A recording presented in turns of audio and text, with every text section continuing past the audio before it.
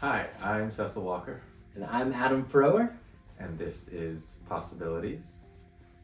Today, we're going to be talking about something I feel like is relevant in a lot of different contexts, but it's how to overcome fear.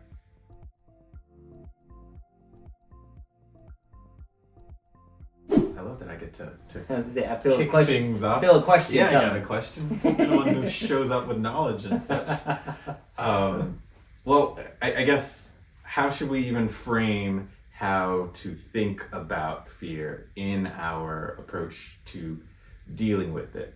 And I'm sure we can speak to this for lots of different fears and lots of different scenarios that people might find themselves in. But how should we even be conceptualizing what is fear and what I should think of that fear?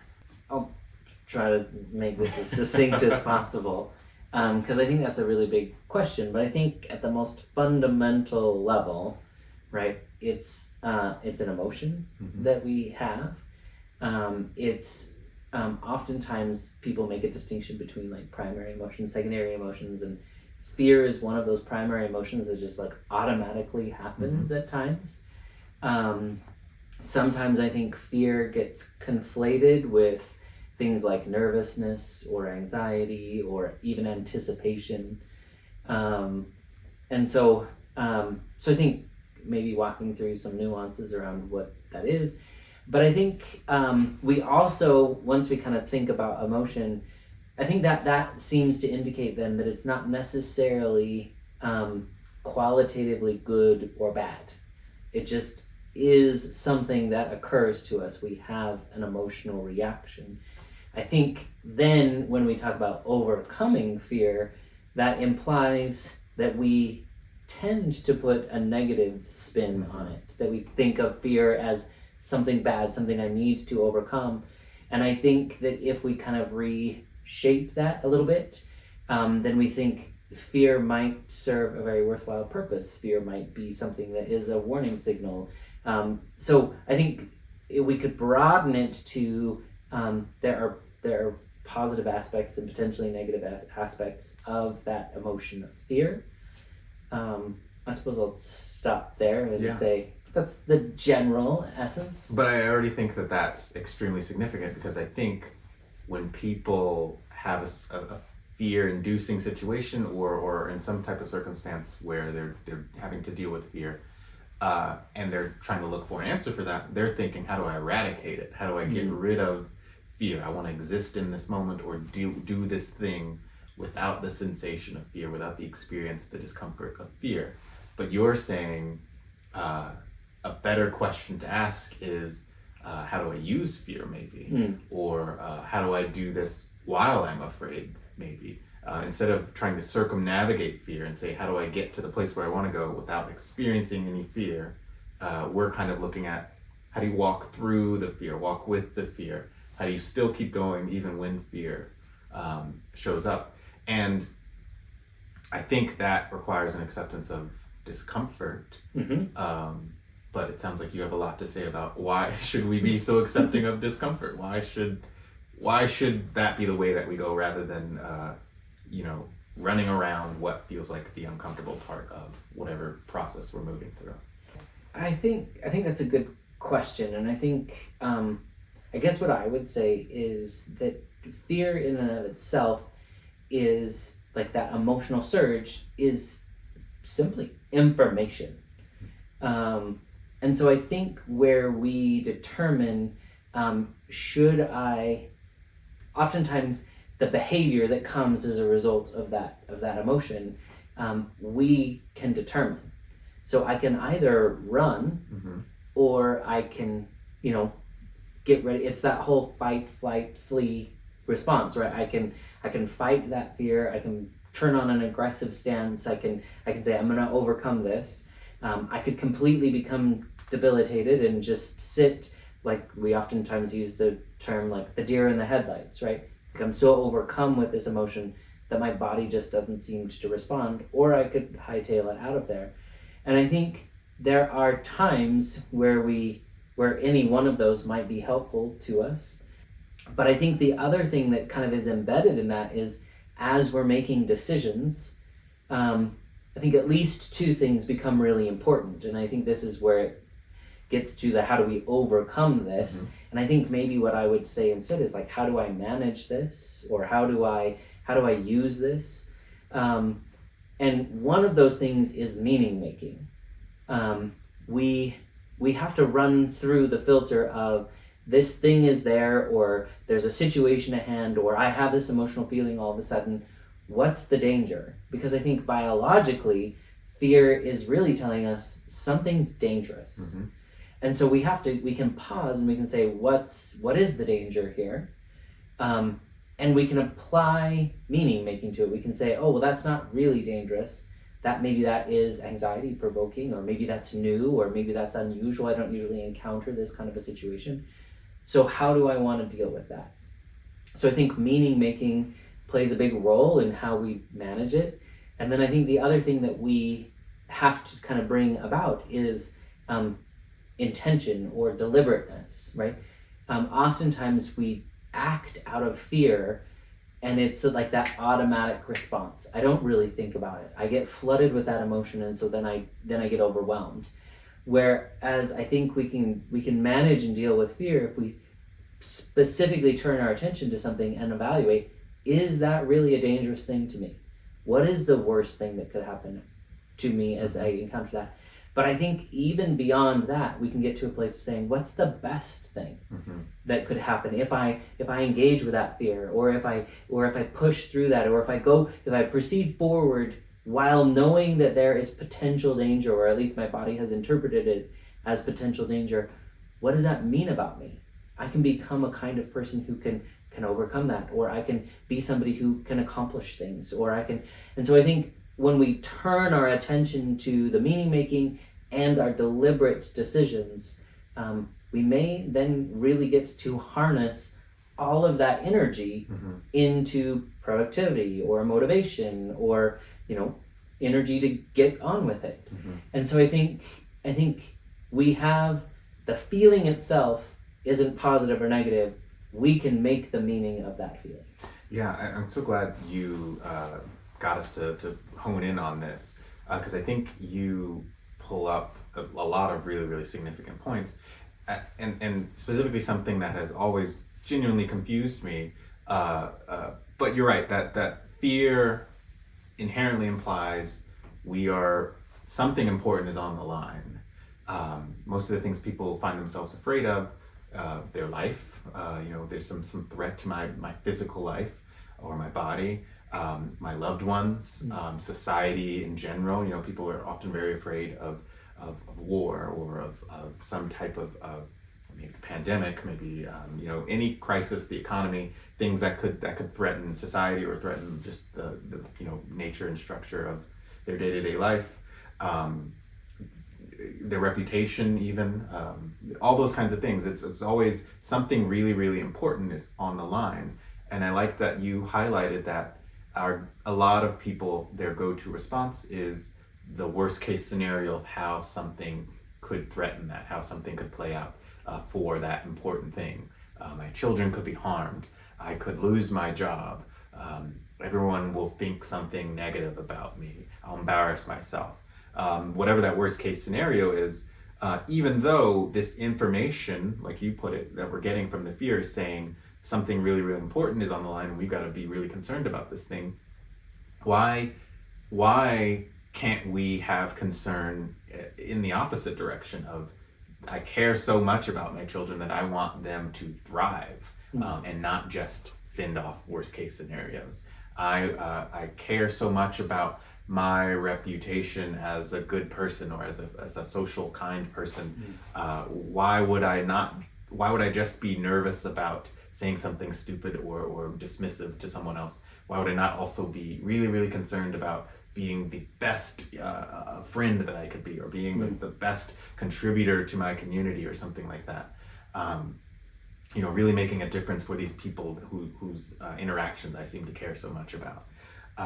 So it's like, I think it's valid, the concern that we have that seems to be fueling that fear or connected to that fear. But I just never understood why we could so easily get stuck in I'm going to be so protective and concerned about the worst case scenario. and not, like you said, also access the meaning here that could push me to be really concerned about, why can't I get this to go exactly the way that I want it to go? Why can't I have an image for what I could really squeeze out of this in a significant kind of a way? And I think seeing it as fear means this is important, or fear means that I could actually potentially access something meaningful here, actually turns that a bit around. And no longer is it flashing lights of avoid this thing or be scared about this thing and that's it. But it's pay attention to this thing and maybe do some deep thinking about this thing, do some reflecting about this thing, and approach in a way that you can come out of this with a really powerful story potentially. I overcame this magnificent thing, or accomplished this really big thing, or I'm living with so much purpose in this way because that fear showed me that this is the way that I wanted to go. This is the thing that I wanted to attain from this. Yeah, one of the things that you made me think of is we can kind of change the meaning, or we can kind of interact with what might make us afraid in at least two ways. You kind of made me think of two ways. One is preemptively, right? I think about people who play a sport, right? Like a contact sport.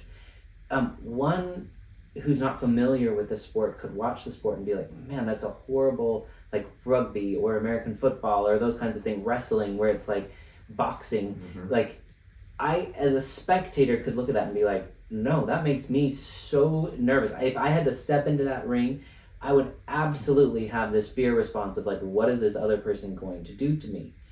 But the person who engages in that and who learns to thrive in that and who really like relishes that experience, they have had to overcome that same experience. And instead of being like nervous about it, what they do is they preemptively think through, okay, I'm going to practice really hard. I'm going to do all these drills. I'm going to be prepared for this. I'm going to psych myself up. You know, you see like people, boxers, before the match, they stand like face to face and they just like glare in each other's face. And it's almost like this, I'm going to intimidate you before you can intimidate me. All of that is preemptive work of something that they're putting themselves into a very harmful situation. But instead of being afraid of it, they think, I'm prepared for this. I am confident that I can do this. I've been working really hard to be able to achieve this thing. What will it mean about me if I can become the heavyweight champion of the world? They've put all of this meaning into, I'm going to put myself into a dangerous position and I will overcome. That all of those emotions, our bodies have very limited ways of emoting. All of those senses are probably still very active.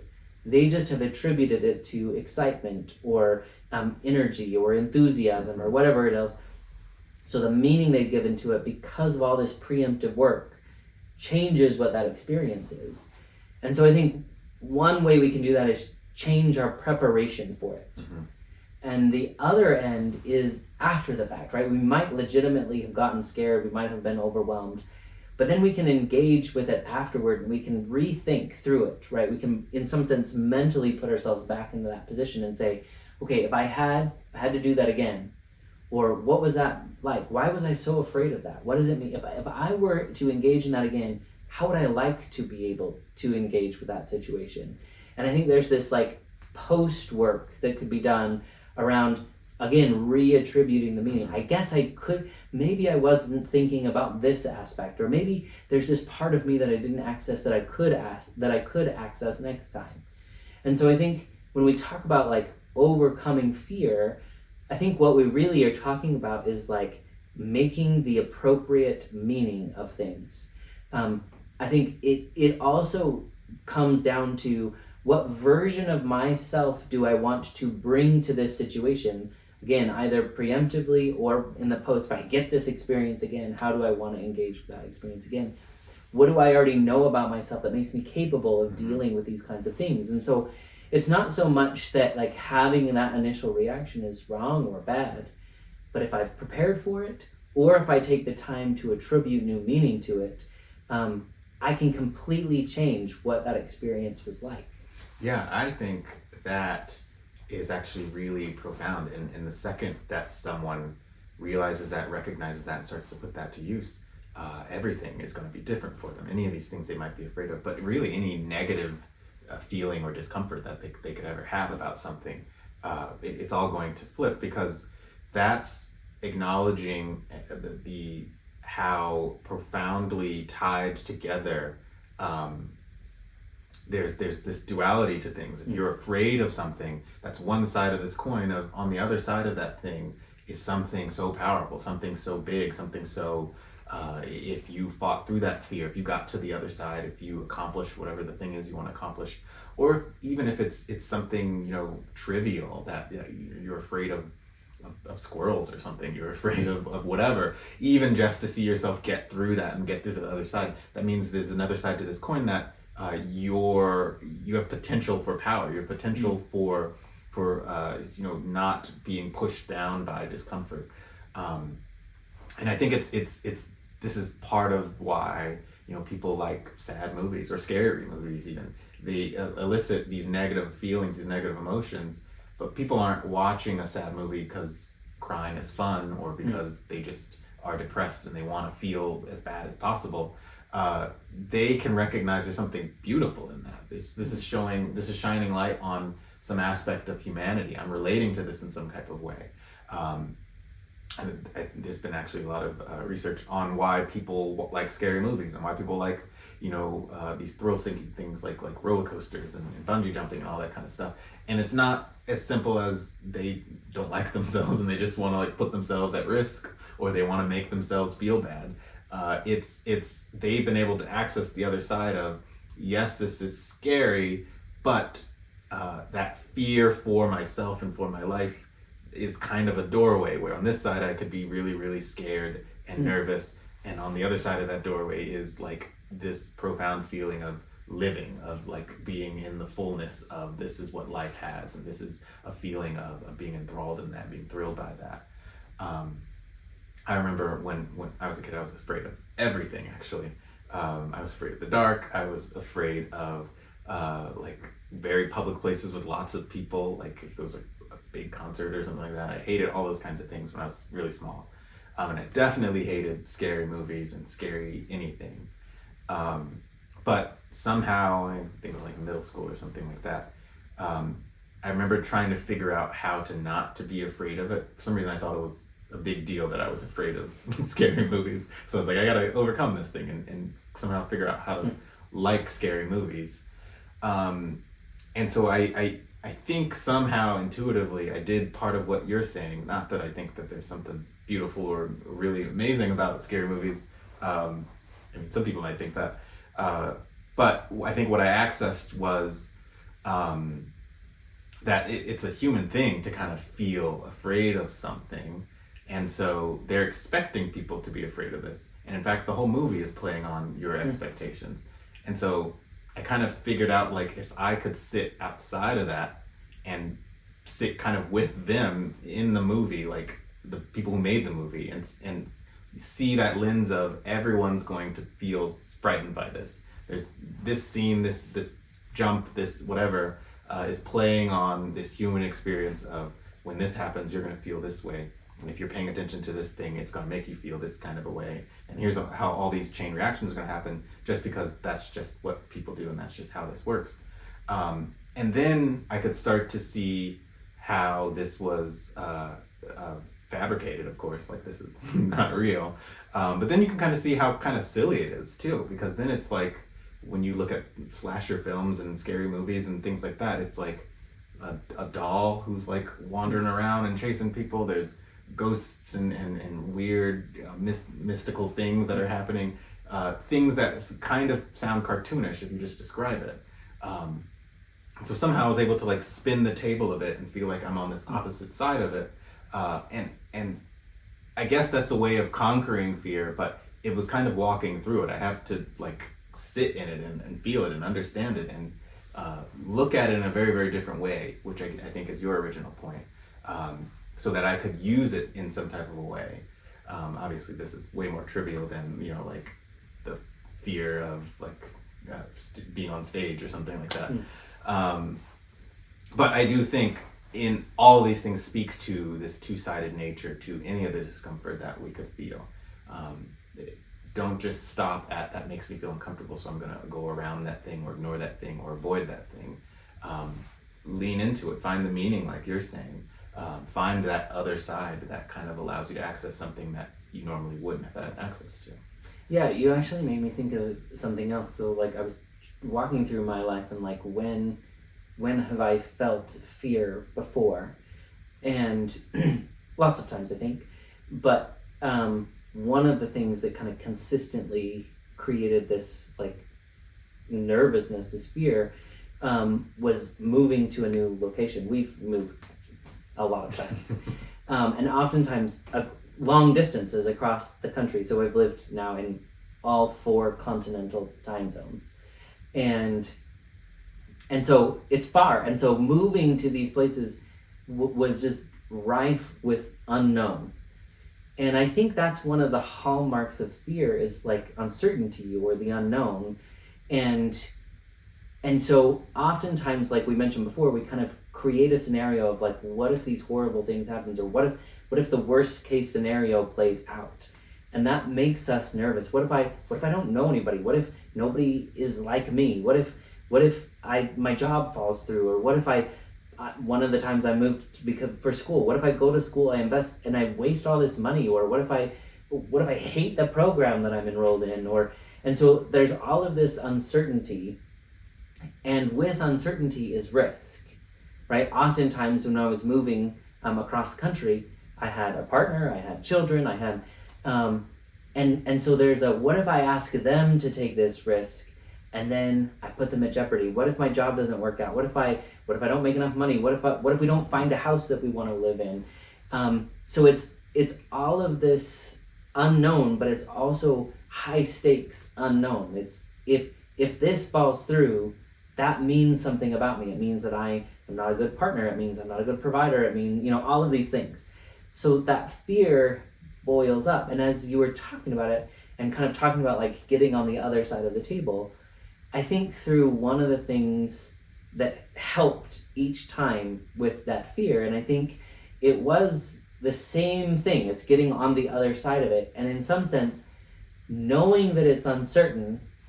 And you used, I think, a really important word that I want to like harbor and like take hold of, which is power. Mm-hmm. You said there's real power in getting on the other side of the table. And I think because it's uncertain, because we don't know, we can take the power and say, I'm going to make this what I want it to be. Mm-hmm. I can go into school and I can immediately look for who's going to be friends with me.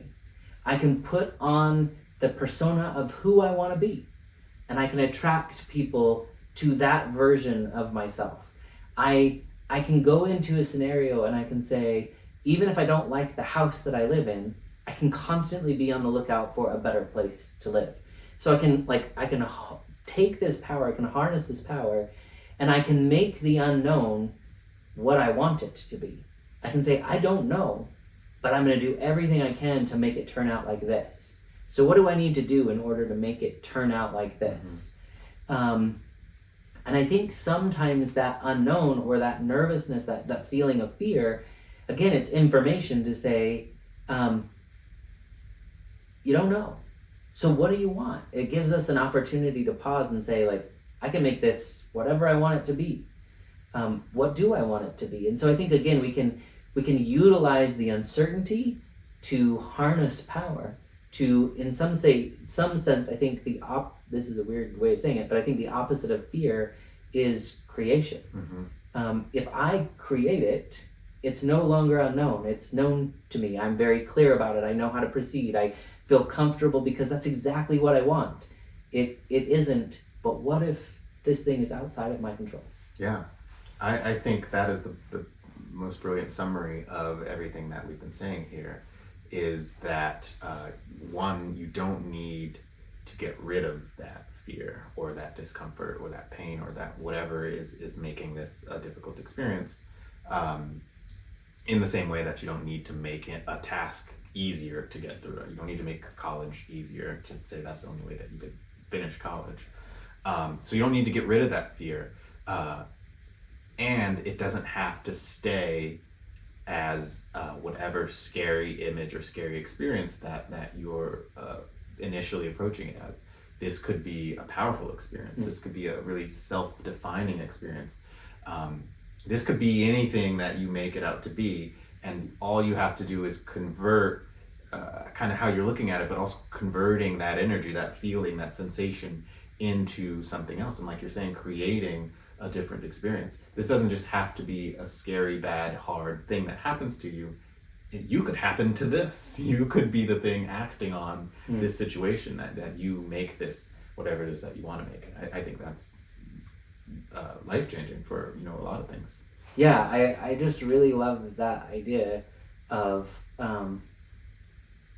how whenever we get that feeling, in some sense, it is an indication of there's power to grab. When we think about people who we admire or who have overcome like major things, right? I think about like daredevil people who like jump, you know, huge caverns on motorcycles or walk across tightropes. In essence, what they have done is they have harnessed all of that feeling, and we admire that they will overcome something that's scary. We think, oh, I could never be that person. But I think the reality is we could all be that person if we work hard enough, if we harness that power, if we practice, if we put in the effort to do it. And so I think when, instead of feeling like that's a horrible emotional experience, to feel that and be like, there's something powerful that I could create from this moment. That's an entirely different perspective that we can come to. Yeah, I totally agree. I think that's brilliant. Anything else you would add to what do we do with fear? I don't think so. I think we solved the world's problem. As usual. Well, wonderful. Well, hopefully you were inspired by that conversation as well. Hopefully you had new thoughts or new experiences or new ideas about what you can do when you experience those feelings of fear. We would love to hear about those. If you feel like this video would be helpful for other people who you know are dealing and trying to manage fear, please feel free to share it with them. That would mean a lot to us. But I guess in the meantime, go grasp the power that's possible in potentially fearful moments.